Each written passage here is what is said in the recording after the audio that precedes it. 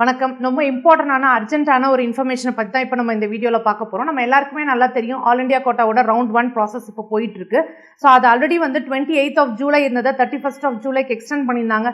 இப்போ அகைன் இப்போ 31st ஜூலையில் இருந்து இதோட டேட்டை வந்து எக்ஸ்டெண்ட் பண்ணியிருக்காங்க. அதுக்கான சர்க்குலர் தான் இப்போ நம்ம பார்த்துட்ருக்கோம். இது நம்மளோட அஃபிஷியல் வெப்சைட்டில் இருக்குது.